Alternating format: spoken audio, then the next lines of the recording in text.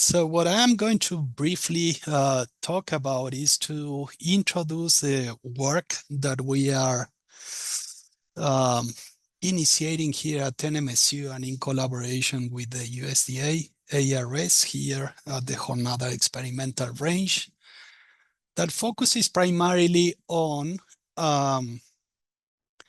developing technologies that could be implemented to support decision-making on agricultural production and land management.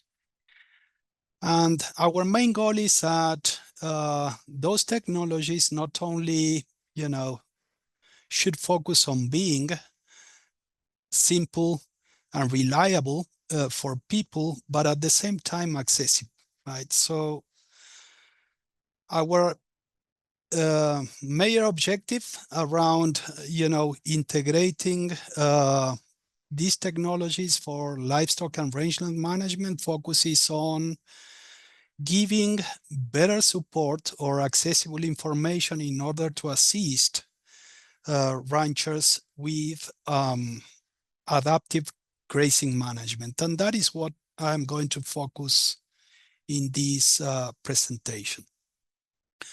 If I need to summarize the project that we are doing from here at NMSU is basically developing a pipeline to support applications of precision ranching. And with that said, what we are implementing is platforms and systems to integrate different functionalities, right?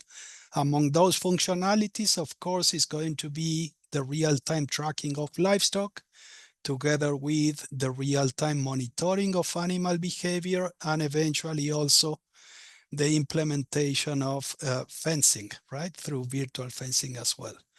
And all that related in the context of other tools that will enable ranchers to better manage, their rangelands and grazing operations, like, for example, integrations with existing remote sensing tools and products from the rangeland analysis platform. So today, perhaps the main interest for this talk is to focus primarily on virtual fencing. And why virtual fencing? Because virtual fencing has the potential to integrate three key functionalities that are very important to guide grazing management. And those technologies are tracking animals or knowing about the location of the animals, the monitoring of the animal behavior as far as it relates to the utilization of resources, the grazing behavior of the animals, and all that embedded in a system that eventually will enable spatial and temporal controls of grazing pressure through the enhancement of grazing distribution by applying either containments or eventually using fences to exclude animals from particular areas. So today in the US, in North America, there are different commercial companies offering services for fencing applications. And all of the companies are going to have their pros and cons, in particular because they will be facing distinct, let's say, trade-offs between, for example, the type of platform or service or power systems or the accuracy of the collars to ensure that the cues and controls are predictable for the animals, and as a consequence of that, trainable.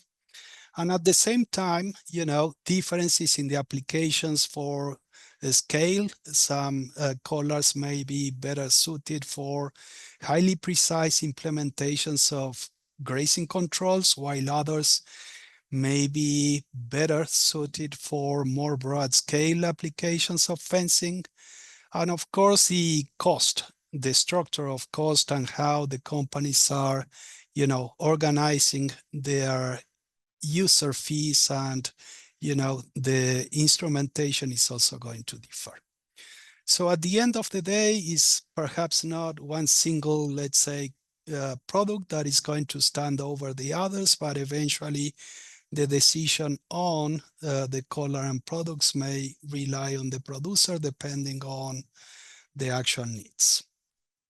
So what I will do is to go quickly and summarize some previous studies that we've been implementing here at NMSU on the Jornada experimental range, and together with some partners outside our ranches here at NMSU and Jornada, in order to better understand the potential applications of virtual fencing and what are the practices that may enable a more efficient and better implementation of the technology. In this first study that was led by Dr. Nyamura Gunge, this was the first attempt to look at scale or under near commercial applications, how trainable cattle could be in groups and how effective then the virtual fencing system could be to contain cows away from feeding sites that we were simulating by the use of hay, right? By feeding hay at particular locations. So this study was involving two groups of cows, 11 and 17 Brangus cows, and then the training protocol was lasting for a very short time, 3 days, and that process was repeated again in a second block. And the idea was to see how fast and how effective the animals were learning, the conditioning cues of the collar. So in the figure to the right, what I'm showing is the general response of the comparison with the control that refers when the animals had access to an entire area against the BF, which is when the collars were activated in order to exclude the animals to the north of that yellow line that I'm showing in the right, in the figure to the right. So the reduction of animal locations in that targeted area was from 28% when the animals were having free access to that area to only 2% when the fences were activated. The same author and the group was also testing, different applications that may simulate practices that most of the ranchers may be applying, right? In order to manage livestock grazing on rangelands.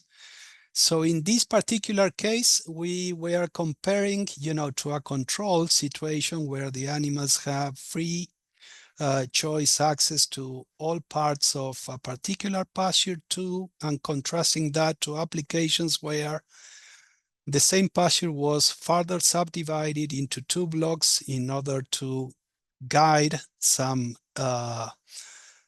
application of rotational grazing, or eventually with a patch implementation of virtual fencing in order to exclude animals from particular riparian sites or preferred areas. So in the overall, as shown in the figures, the virtual fencing applied on animals that were previously trained to respond to the calls of the cues and the controls of the collars was pretty effective in order to allow, a broad, let's say, application of virtual fencing in order to guide livestock grazing in different ways. Training of cattle was also being applied not only in, let's say, training corrals or pens, but also out on pasture by exposing cows to increasing amounts of virtual fence pressure as they gain experience on the associations between the cues and the controls. So this study was conducted at a commercial ranch where collars have been applied into 2 distinct groups of cows that were previously defined as being high and low responders, right, to virtual fencing. And then the responses through time for 15 days of training were monitored as far as the number of audio warnings the animals were receiving, the number of pulses that the animals were receiving, and the ratio of the pulses to the audio warns. So in the figures, what we can see is that through time, the animals, of course, because it's a cumulative response, were receiving increasing amounts of audio warnings, as well as number of pulses that were following those alerts by the audio warns. But eventually, through time, the animals were learning the association of the sound with the control pulses by reducing the proportion of audio warnings that were followed by an electric pulse. And that was indicated by the ratio of the pulses to audio warnings that was declining in the two groups exponentially right through time. So it appears that based on these figures that almost after 7 consecutive days where the animals were exposed to incremental pressures of virtual fencing, they were almost ready to go to really learn associations, right, between the pulses and the warns. Other studies that were more applied by using a LoRaWAN based virtual fencing system was implemented in allotments of the Gila National Forest in order to address issues of animal containment in allotments that were previously impacted by wildfires and floods, but at the same time on a lack of maintenance of fencing infrastructure for years. So this study involved about 200 cows and 2 allotments that were ranging between the 42,000 acres to 14,000 acres.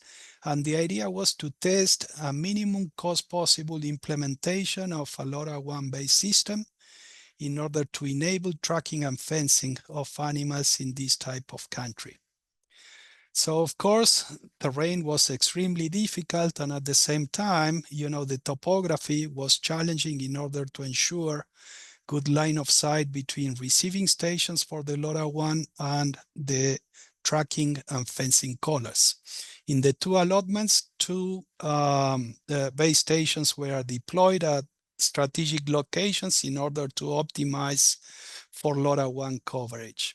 And then the gateways or the receiving stations were operating through cellular communication, which eventually, in cases where cellular communication may not be reliable, eventually those gateways or receiving stations could be operated through satellite connectivity as the backhaul system.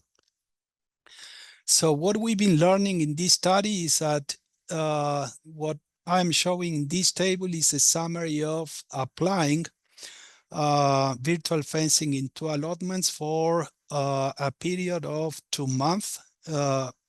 And by applying also the virtual fencing across different pastures in order to control or contain cattle within the allocated areas. So in the overall, the containment differ between 70% all the way to 100%, and with differences that were very related to the way that virtual fencing was implemented. When the fencing was implemented alongside existing natural barriers like canyons or some, let's say, deteriorated permanent fencing infrastructure, of course, the containment was extremely high. However, in situations where virtual fencing was applied almost as the single way of controlling cows in places where, riparian area was available to the cows or adjacent to the areas where there was an interest to control cows, then the ability of the fencing, virtual fencing alone to contain cows, of course, was declining quickly. Other studies were looking at understanding in better ways the mechanisms that were leading into a better and more efficient exclusion of animals from particular areas, or containment in particular areas. So in this first study, this is a training study that was applied at scale at the Jornada experimental range. The idea was to compare behavioral responses of different breeds of cows as they were transitioned to virtual fencing that was implemented in training corrals or pens in order to allow for more dynamic inclusion or exclusion of alternative feeding sites. So the protocol is described in this figure at the bottom of the slide, and some of the results to the right side of this slide. What was important is that this study was confirming again that the ability of the animals to really learn associations between audio warning cues and electric pulse controls was extremely high and rapid. In almost about 4 to 5 days, the animals were able to really learn those associations. And more importantly is that at the same time, the animals were really able to learn about modifications in the protocols to manipulate the spatial and temporal access to alternative feed resources. So as I show in the figure here to the right, so for example, in the first period was a control with no application of virtual fencing, followed by a period where fencing was applied to one side, right, of the corral where a feeding station was established. Was effective to suppress the animals in accessing, right, in getting access to that feeding site, and eventually making the animals to concentrate more feeding effort on the opposite feeding area. Interestingly is that when we immediately shift, right, the control from one side to another side or to the alternative feeding side, then the animals quickly revisit previous areas that were excluded, right, from feeding in the previous period. And of course, they significantly reduce, right, the presence to the alternative feeding site where now the virtual fencing was applied. And this process was repeated again through time in order to further test and evaluate the response of the cows to this dynamic application of virtual fencing. So this study was also followed by another, let's say, grazing trial where the application of virtual fencing was implemented to simulate some kind of animal contention in order to put in place some rotational grazing programs. This study was involving 4 groups of cows that were rotated across 4 pastures, and within each pasture, the virtual fencing was applied at very low pressure in order to exclude about 30% of the potential grazing area. So in the overall, the containment of the animals within the targeted areas was pretty high. It was in the order of around 97% to 99% of containment within the zones. And at the same time, was very interesting also to notice that together with evaluations on the grazing behavior of these cows and changes in resource utilization, the use of low pressure virtual fencing showed promises in order to implement some modifications, right, of grazing distribution in order to alter grazing pressure across heterogeneous rangeland areas.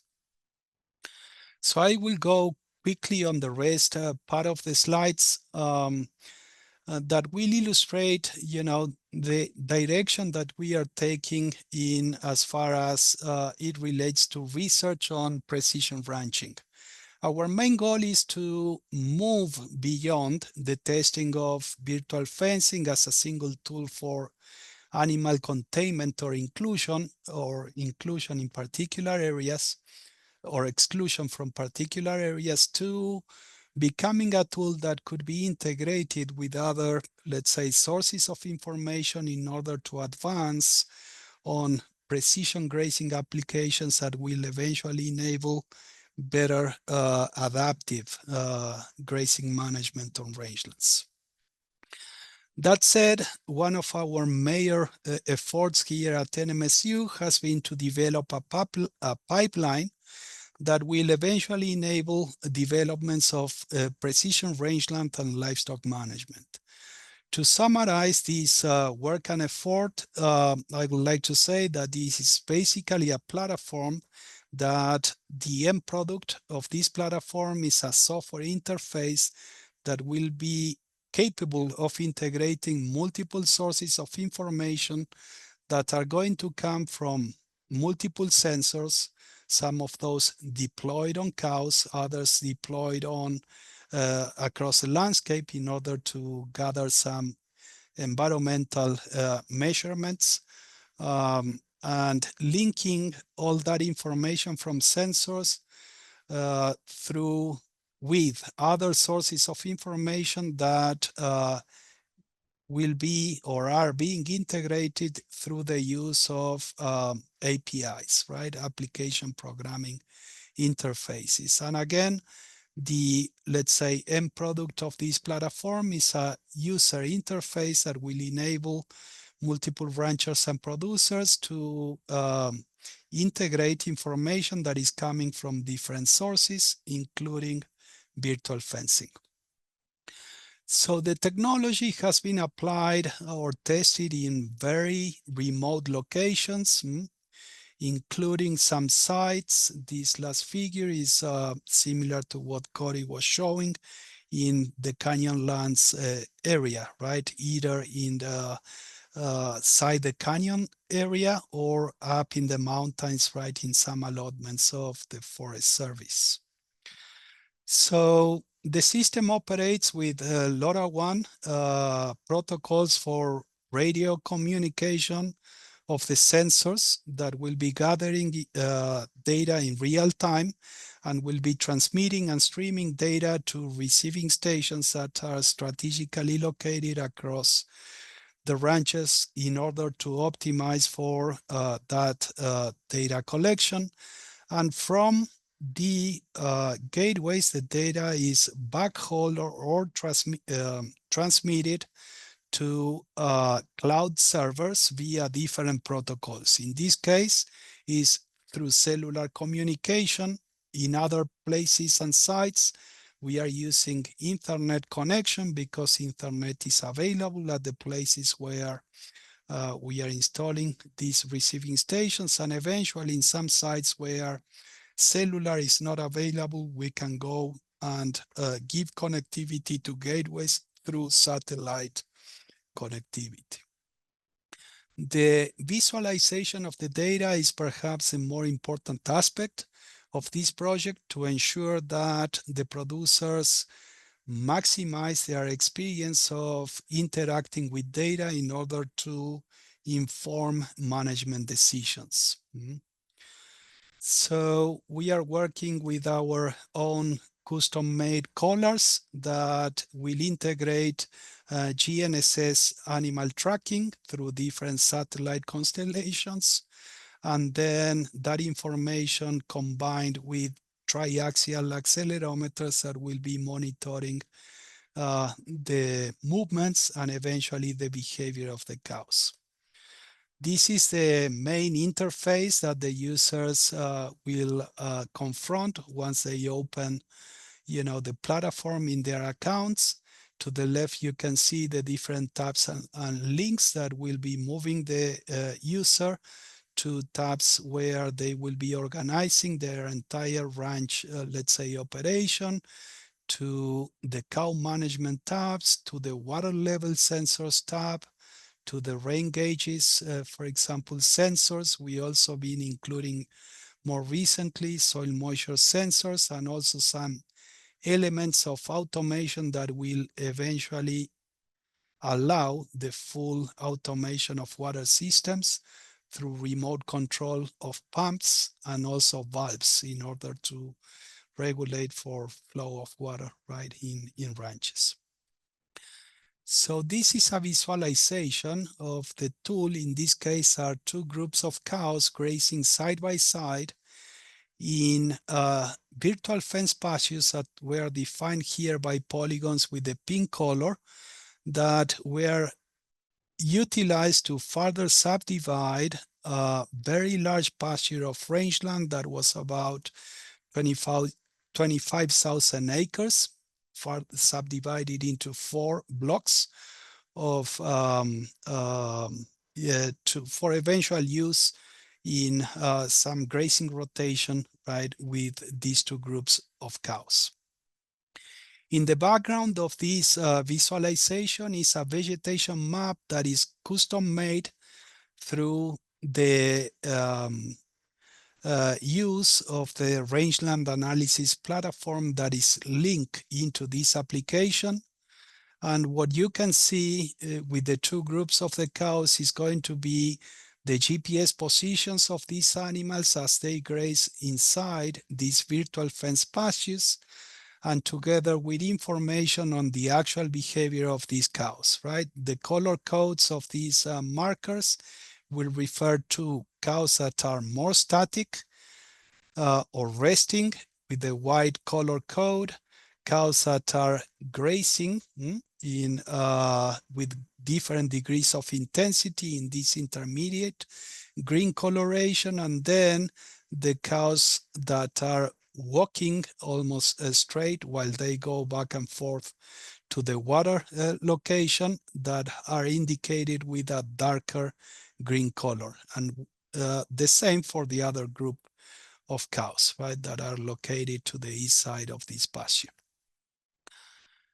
Important to share at the same time is that the integration of this information is moving forward in our ability to better understand distribution and movements of the animals and how that relates to changes in vegetation cover and productivity that now is accessible through the RAP, the Rangeland Analysis Platform. In this case, you can see that the animals are pretty much concentrating the grazing effort in areas where they are indicated with more darker green coloration that correlates or relate to areas with greater forage productivity and growth rate, while they clearly avoid these uncolored areas that are usually associated either with bare ground areas or areas with lower forage productivity. So the dynamic information on animal movements together with changes in the vegetation, we are hoping that eventually will enable us to do more informed decision making as far as it relates to adaptive management applications on highly heterogeneous and changing rangelands. So the integration of the RAP, the Rangeland Analysis Platform, to this animal tracking dashboard has been key in order to help us better understand associations between livestock behavior and forage, right, productivity. In this example is, for example, the use of a RAP guided, let's say, information in order to advance rangeland and grazing management. In this figure, I'm just highlighting one application of the Rangeland Analysis Platform to monitor sites that, for example, are treated as control with no vegetation management apply, or sites where shrub control has been implemented through tree clearing practices. You can see the imprinting right on the surface of that pasture. If we look at the temporal data of the RAP, in the left side we have the control plot, in the right side the treated plot where shrubs have been mechanically removed. Then we can start looking at patterns on, for example, vegetation cover, which is shown in the two figures that are sitting at the top of this slide, that are highlighting the temporal changes in three types of vegetation cover. The shrubs that are indicated here with the green line, the herbaceous vegetation cover indicated with the orange line, and bare ground indicated with the brown or darker lining here. As you can see here, important differences in changes in vegetation cover start occurring here after 2020, which is a year where the shrub control has been implemented. Starting from that year, the RAB was pretty successful in detecting declines in the shrub cover, increases in herbaceous vegetation cover through time, and then together with declines in bare ground areas. And of course, that change in vegetation cover was also associated with correlated temporal patterns in the productivity of herbaceous plant biomass that is indicated with the green line in the two figures that are at the bottom of the slide. So what we are doing right now, we are moving forward with some research that is focusing on applying real-time predictive models of dynamic interactions between animals, plants, and terrain features by using different machine learning techniques. So in this set of figures, just as an illustration, is to guide on what we are thinking about on this type of integration. So in the first figure in here, I'm showing you cow tracking and grazing data that was collected on one of our collaborating sites and commercial private ranches over a window of time of about 5 months. Next to this information on cow tracking to the right, I'm showing you a map of vegetation productivity for the same time period. The green areas are draws or areas where herbaceous vegetation usually shows greater productivity compared to other areas that will have lower herbaceous vegetation cover and of course productivity that are indicated more in red color. At the bottom left side of the slide, I'm showing you the correlation or spatial correlation between the animal grazing locations together with the changes in the vegetation. And interesting to note is that there is a very high correlation, right, between the location of the animals and the sites where the vegetation or herbaceous plants are usually more productive.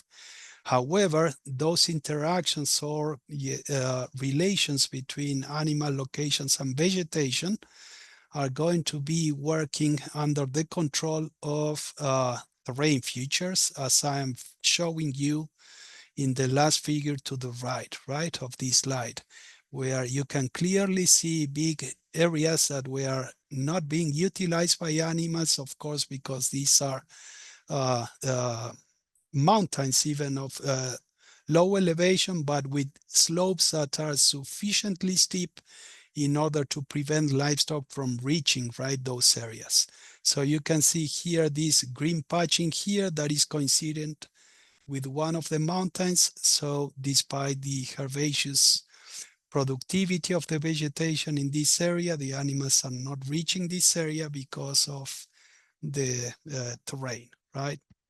Whereas in other areas that the vegetation productivity is high, but the terrain is flat, then in those sites is where you can see a high correlation between cow locations and vegetation. So the platform also allows for integrating other type of sensors to monitor precipitation across different sites, eventually to monitor the status of water in different tanks. And more recently, we've been engaging in applying some automation in order to allow for remote control of wells, as well as valves in order to control for the flow of water from tanks to drinkers. This is just an illustration on how important could be, right, the automation of remote wells. The before scenario is a site where people were required to go and turn on and off, right, through a generator, the pump. And then the after is going to be once the well is fully automated in order to control, right, for more steady levels of water in those tanks. I will finish with a few comments on what the ranchers will say. This is from a rancher in the mountains in the Gila forest that was indicating, clear benefits of the technology in order to track and monitor cows, in order to improve operational efficiencies associated with the gathering of cows around those days that people need to work cattle. To the left is a producer that was responding with increased confidence in managing cattle, because in particular heifers, because now that rancher has the ability to really track, where the animals are and how they do, and eventually in modifying the protocol or practices in order to win calves as well. Finally, another producer that was indicating, increasing experiences in order to infer on animal health, right, based on animal data. This is another application where I am illustrating some of our tools that we've been developing. In this case, is an AI-based, artificial intelligence-based model that is looking at data of cows in real time in order to predict, for example, calving events. The vertical in the figure on the top, the vertical dashed lines are related to predictions of calving or predictions of anomalies on the animals.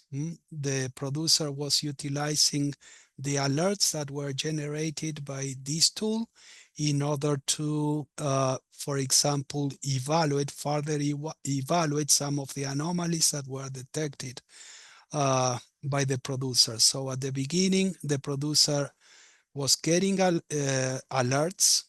Then eventually the producer was checking the data with more detail and finding out that this particular animal was isolated and not going to water for a very long time period. So then decided to utilize the tracking tool to go and scout and see the cow in the field. That is what he did. And then once he was approaching the cow, he was able to find, right, the cow with the disease, a diseased calf that was lying down next to the cow. And at the same time was visualizing, right, some coyotes that were around that diseased calf. Then by inspecting the calf, he was able to notice biting marks in the rear legs and at the same time in the ears, indicating that so that calf was born alive, but later on, was being receiving attacks, right, by the coyotes. So what the tool was actually alerting the anomalies. The first set of alerts were related to that cow moving into parturition, right, and indicating calving. And the second set of alerts that the tool was providing were more related to that cow in engaging in defense movements associated with the defense against the coyotes. Okay, so I will finish with this slide. Part of our project is also to try to learn from producers that may eventually have some shared interest on technologies, to better understand what are the perceptions to different types of technologies, and eventually what is the major interest on technologies and future applications in order to advance rangeland and livestock management. So the QR coding here is going to take you into an exit survey that you can eventually access, and then you will find a questionnaire that we been preparing with some selected questions in order to gather, opinions and perceptions on technologies, of course, including virtual fencing, but at the same time, other technologies that are more related to animal tracking and monitoring, or eventually vegetation, assessments, and so on. So with that said, I will finish, Katie, here, and I hope that I didn't